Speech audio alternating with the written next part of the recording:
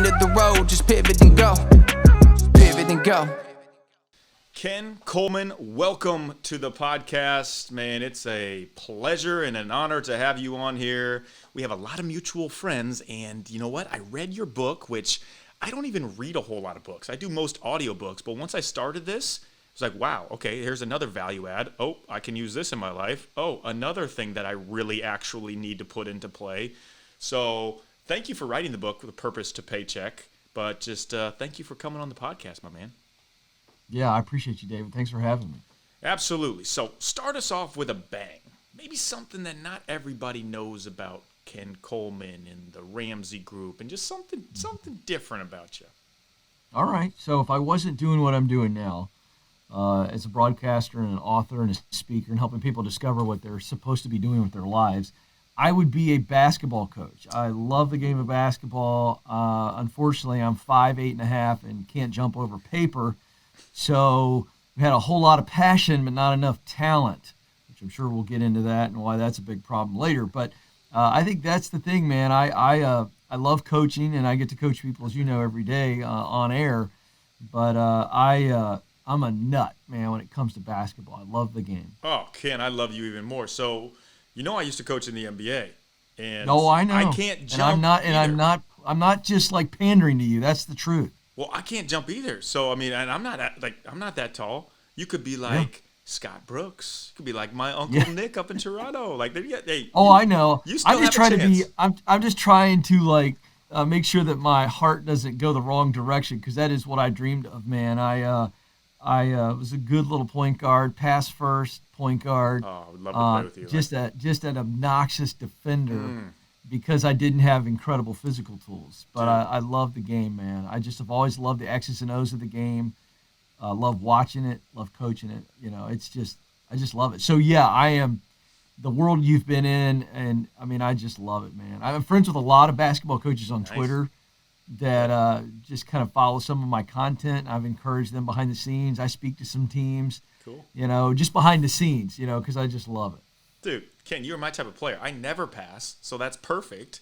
I don't play Yeah, you would have defense. loved playing with I me. just shoot. Yeah, you're like the John Stockton in the flesh. Perfect, man. Yeah, I would have literally said, David, just go spot up. I'm gonna get the rock to you. Oh, my God. Run your lane, that's what I would have said. That's it. I'll get it to you. That's it, man. Okay, like we could talk about basketball all day, but we'll actually get into some other stuff. So, Ken, tell us about the time you were stuck in your life. You had to make that pivot, and you just broke through to what you are doing today, and you've achieved incredible success. Now, success in air quotes in your own terms and definitions, of course, but talk to us about how you got through your pivot and you broke through.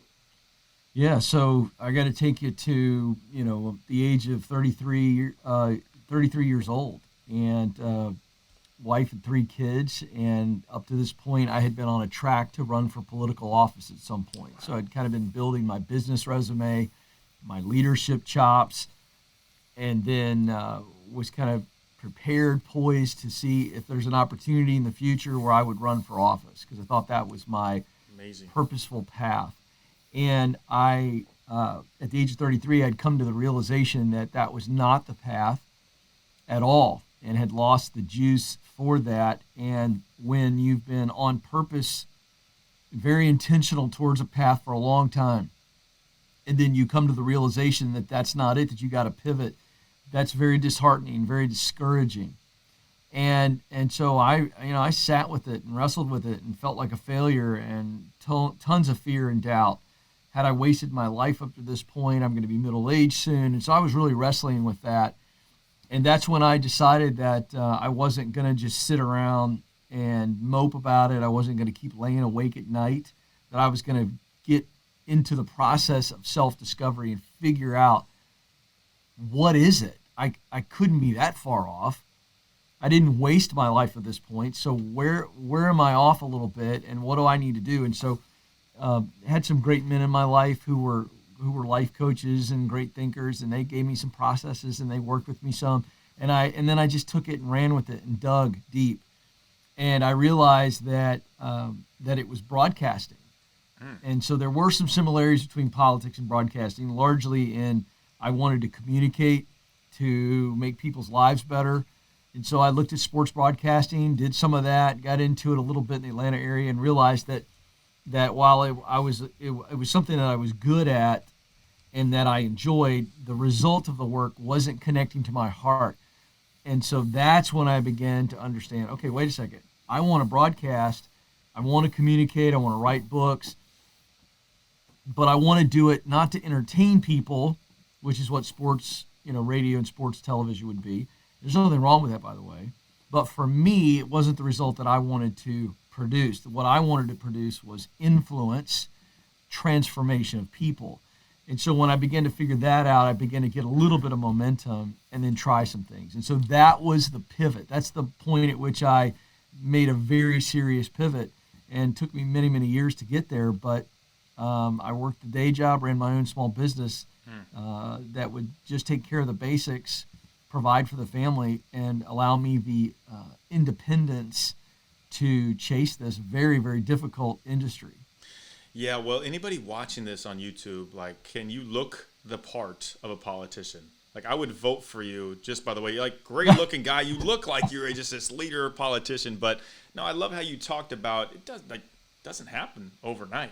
You're going to be stuck. No. And you're going to be in that pit for a while. But you have developed tools, awesome tools. And I'm not just pumping you up because your book's coming out.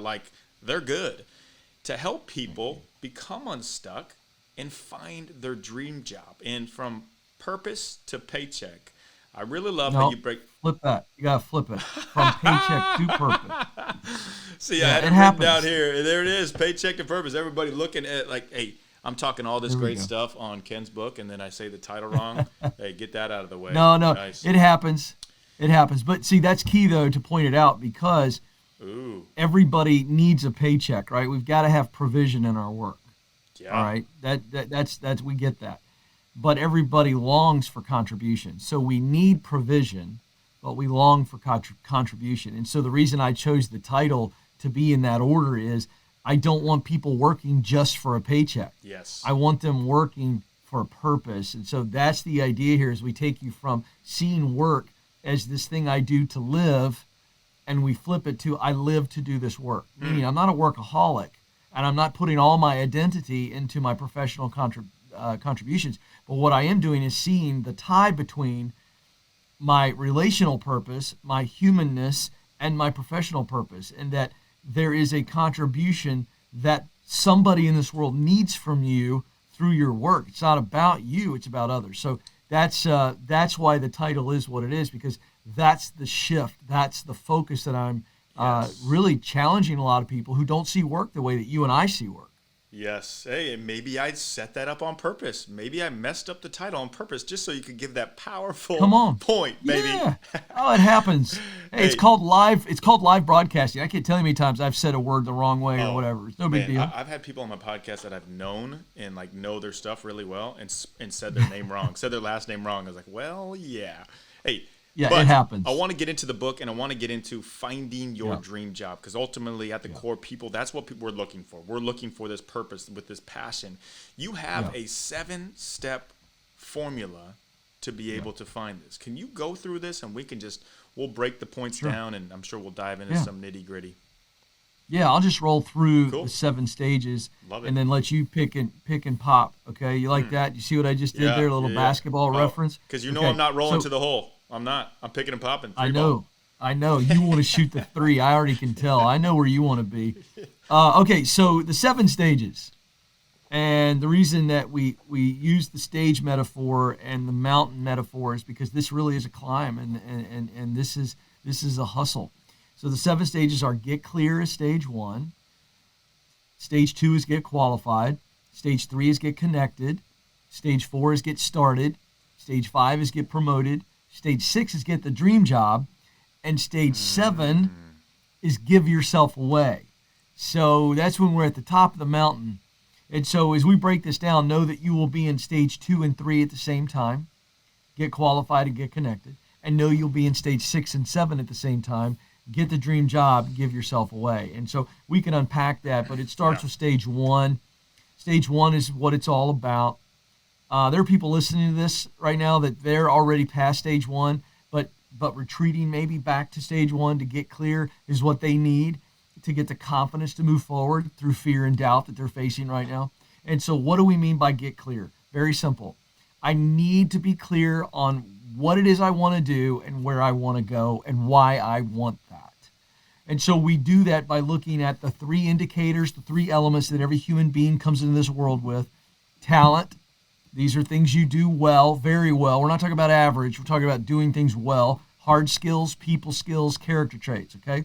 Passion refers to work you love to do, just the work itself, okay? Like you love the work. You get excited about thinking about the work. You get excited when you're performing the work, and you don't want to quit the work. High emotion, high devotion. And the final indicator or element is mission. Results that matter deeply to you. Results that matter deeply to you. We think of mission most of the time in a military context, right? So we think, what's the mission? What's the objective?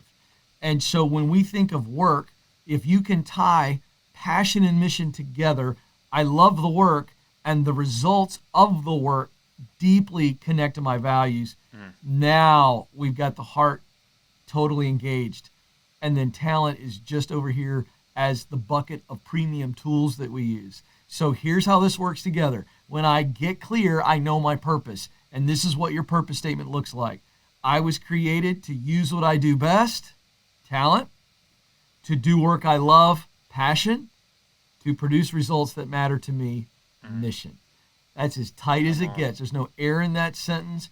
And by the way, David, the power in that purpose statement is that there is tremendous clarity, which will give you the confidence to step out on the path, and it'll give you the courage when you need it to stay on the path. But absent of clarity,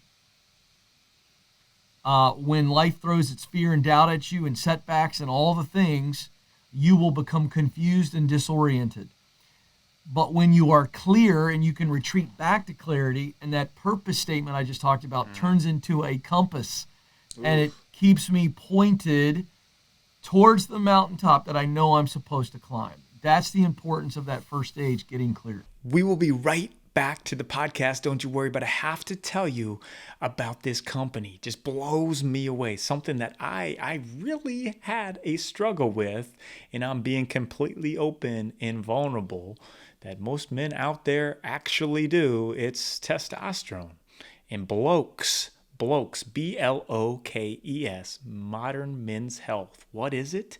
Testosterone replacement therapy. They teach you on how to increase your testosterone. And I'll tell you, it is a game changer. Why do you want increased testosterone? Well, it is what builds muscle. It is it's the primary energy source driver. And they specialize in peptides. Now, peptides are a thing that most people don't really know a whole lot about, but what they are a short chain of amino acids that can enhance functions in the body. For example, insulin is a peptide actually that helps diabetics manage blood sugar. And peptides are very specifically targeted to play a big role in telling the cells in the body what to do. They're basically like your own team of optimization enhancers that make you even better, stronger, more energy, healthier. So check out blokes.co,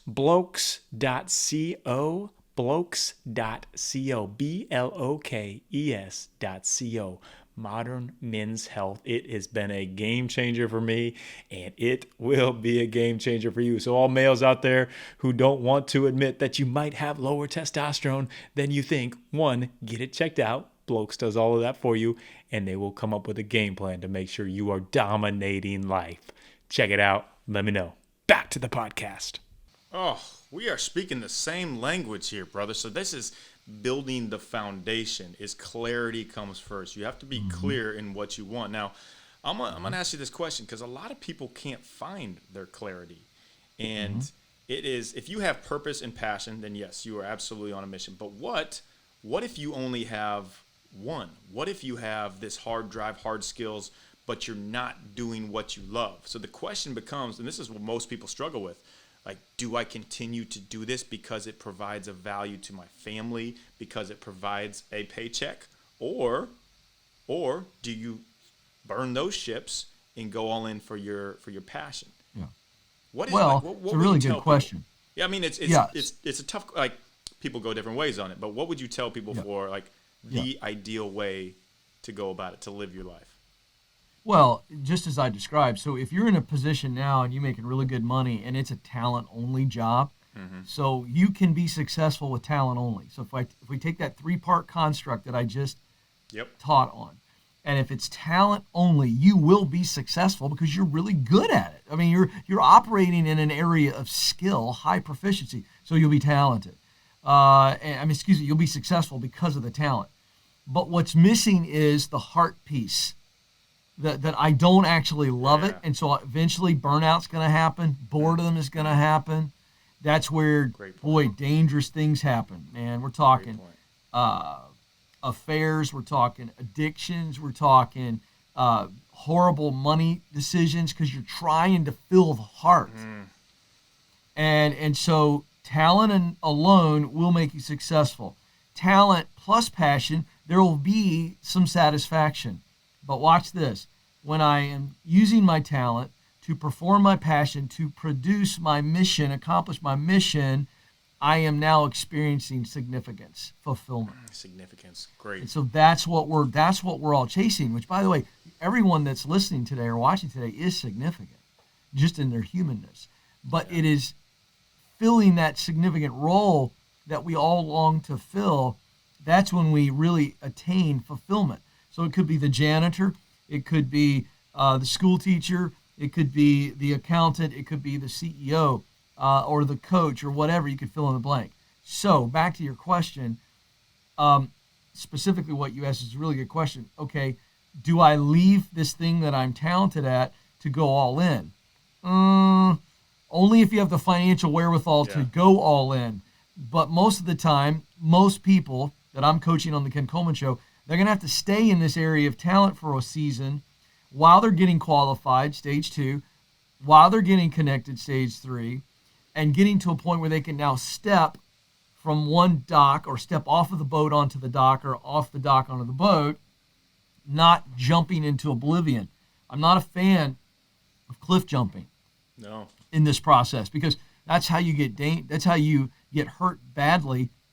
And many people, David, you know this, are sitting on the sidelines of life. They're on the bleachers because they did do an all-in jump, and it was way too risky, and the pain, the shame from bouncing is keeping them from pursuing the very thing they were supposed to pursue. And they were right about the direction. They were wrong in the strategy. So I like to teach practicality here. Let's get clear.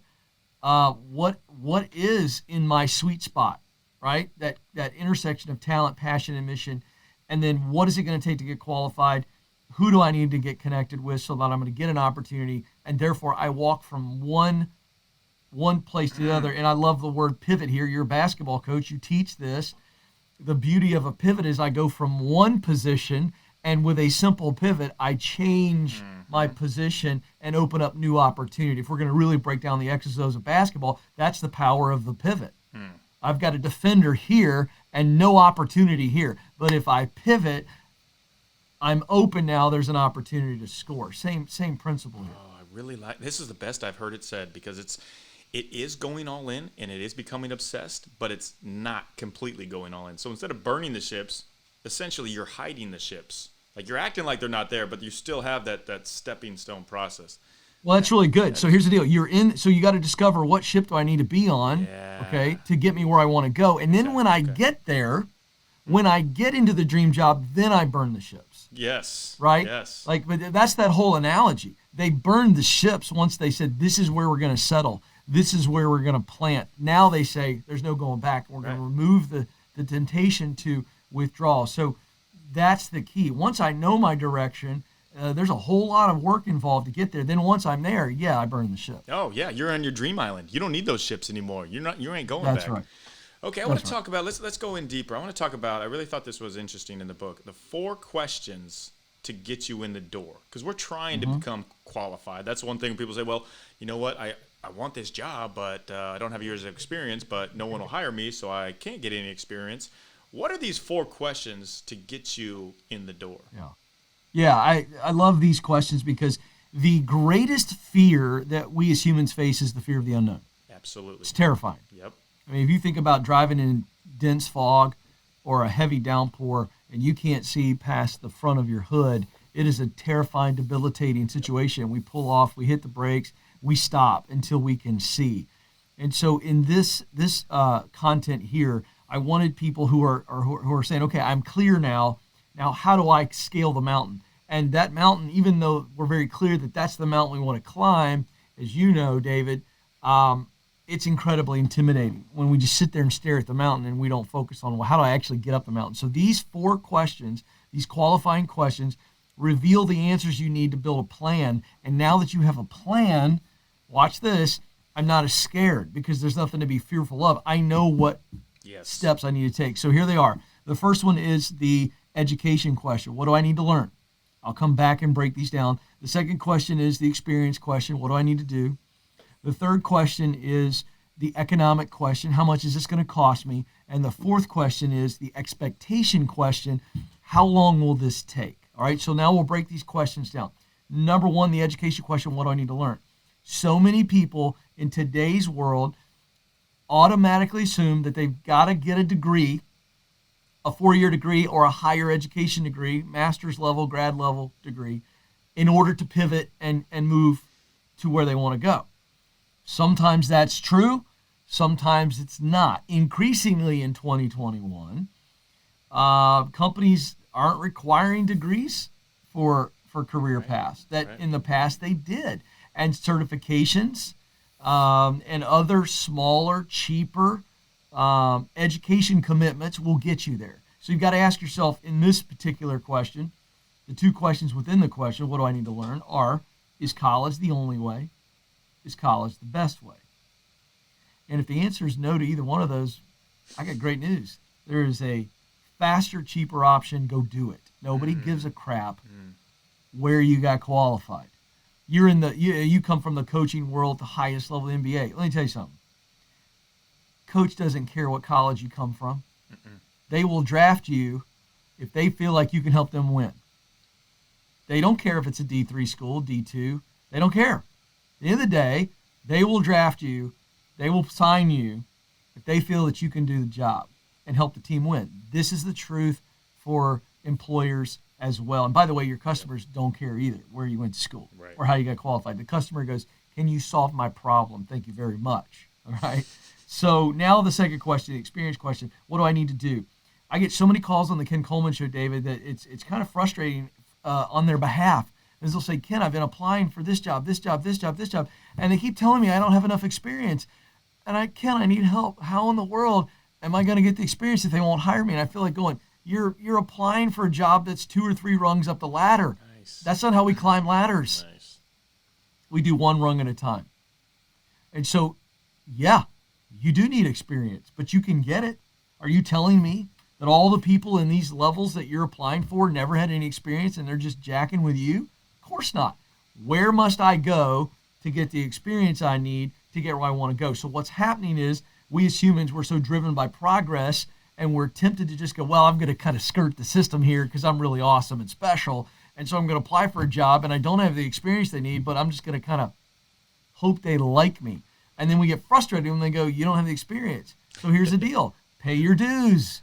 And so if you've got to work a second job or you've got to sell your house and cut back on your living expenses to take a pay cut to pay your dues, then pay your dues. Pay your dues. Mm-hmm. And so this is the key here in this question. So what experience I really need, I better go get it. All right. Third question. Now that I got those first 2 answers, what do I need to learn? What do I need to do? There is going to be a financial cost to those as I've laid out just now. So now I've got to go realistic. What's this going to cost me financially? This is huge. Because the unknown here, people will just, kick it down the road, and they'll make excuses going, well, it was too expensive. How do you know? Could you have saved up for it?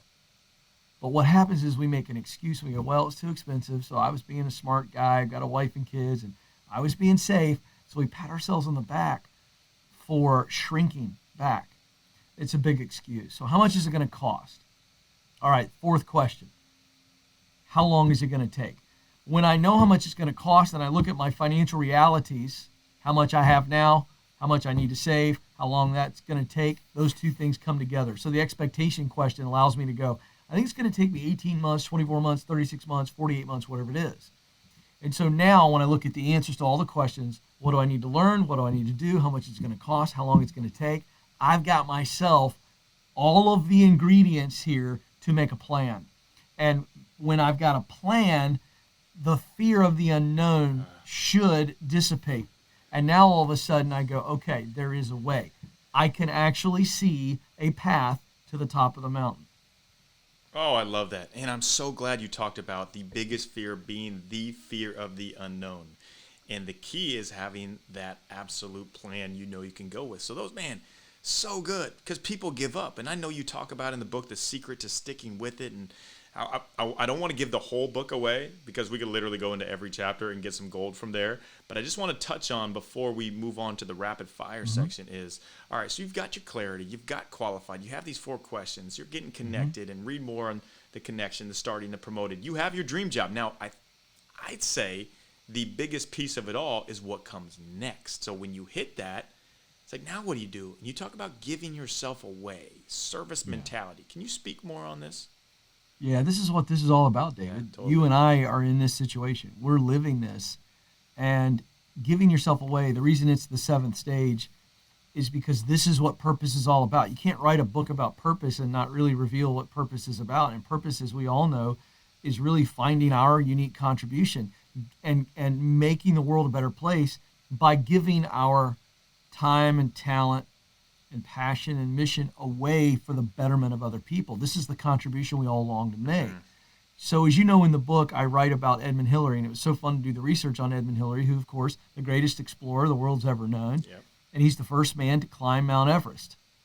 Okay? And so what I love about the story is that Hillary gets to the top of the mountain with his Sherpa climbing partner, and after they put a couple mementos down on top of the peak, and they take some pictures together, they're standing there, and I can just see that they're just kind of taking it all in. They're physically and emotionally exhausted. They've made it, and they've done the pictures and all the things, and then there's just this quiet moment where I can just see them, David, just literally turning 360 degrees around. They're on top of the freaking world. Yeah. No one's ever seen this before. Yeah. Here's what's beautiful about it.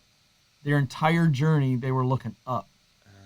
Now, they're at the top. They're in the dream job. That's stage 6 and stage 7, just like we are. And they're now looking out. And so when we get to stage 6, the dream job, our view has changed. Now we're looking out. We see things differently. We see how big the world is. We see how now we can expand the dream. And Hillary, in that moment, looks at his Sherpa climbing partner and he points out another range and he goes, this is the one we climb next. That's powerful stuff. He goes on to be the first man to get to the South Pole and the North Pole. Now watch this.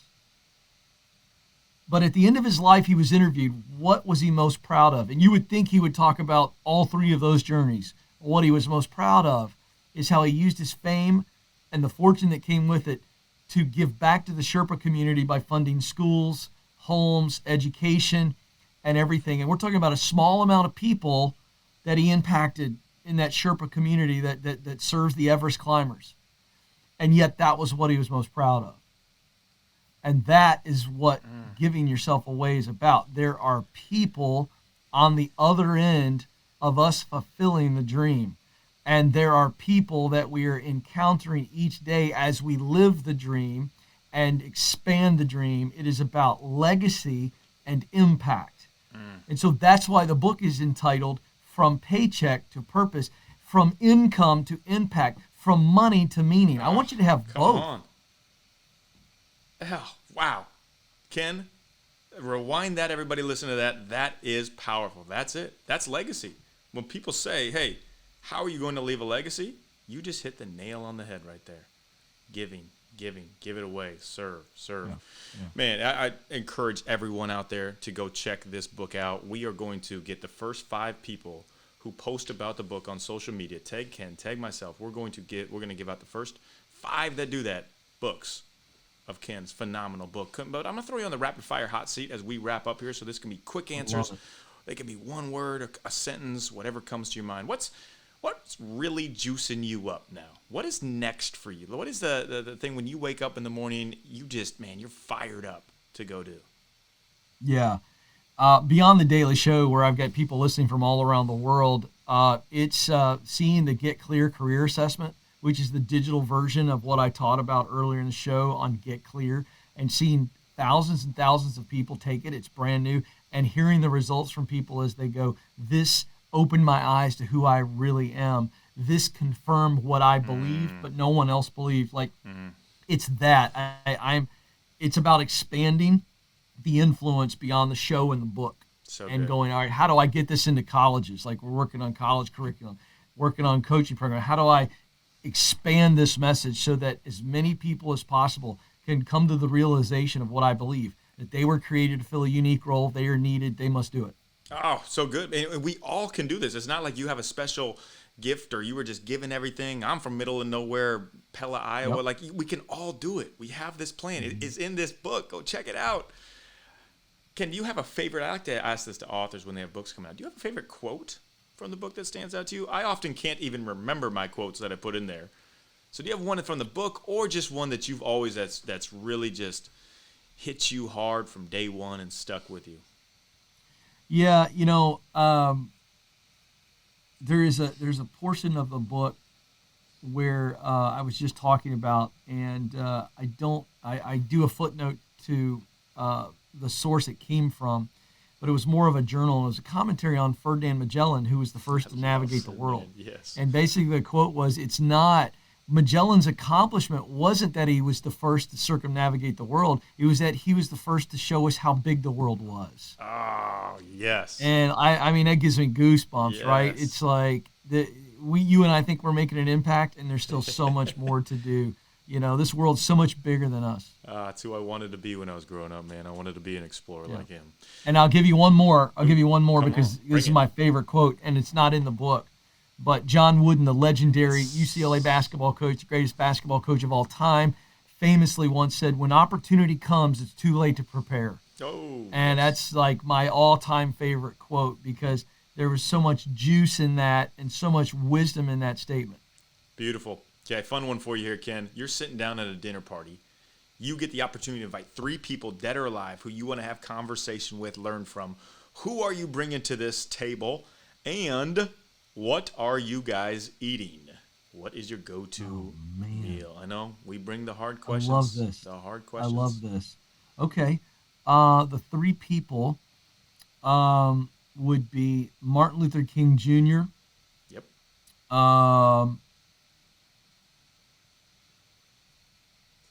And boy, this gets so hard because I love this question. We'll do MLK Jr. We'll do Ronald Reagan. Nice. And then we will do, I think, Michael Jordan. Beautiful. That is a And I think, stud. yeah, right? Like, that's a really interesting mix. I could change that answer every 30 seconds. But then we're having a surf and turf, man. We're gonna have some filet and lobster tail, man. Gosh. I mean, that's my go-to. If we're gonna sit back and chill, and we're gonna have a world-class red wine too. Got to have a really good red with that. That's my go-to meal. I am crashing that dinner party for sure. Oh, I know you are, right? There's no question. Yeah, I'm eating it before. I might serve it and then serve it to myself and not even give you guys any. Hey, Ken, how can we all support you, follow you, basically stalk everything Ken Coleman is doing? Well, the website is kencoleman.com, and you can search The Ken Coleman Show on YouTube, SiriusXM. We're a syndicated radio show on 76 stations across the country and growing. Yeah. Obviously, wherever podcasts are as well. The Ken Coleman Show, great way to engage with us and get some coaching for free. You can call the show, and we'll coach you up and get you making strides to be who you were created to be. I love it. And that is from paycheck to purpose, not the other way around, believe it or not. Check it out, November 9th, dropping. And the last question I have for you, we're going to drop the mic here. Like, I'm not even going to say anything else after this. Like, Kenny, it's been an absolute pleasure, an honor, blessing to have you on. I love your content, love who you are, love what you stand for. And now we need you to drop the mic. So it can be a 1-word, 2-word, a piece of advice that you would give to someone who is stuck in their situation, doesn't have a path, can't see the journey ahead. What are you telling them? Your situation is not your sentence. And the pain that you are currently experiencing will make you stronger. And it is that struggle that will strengthen you for the unique role that you are supposed to play. Do not miss it. Embrace it, channel it, and use it. Boom. Beautiful. Mic is dropped.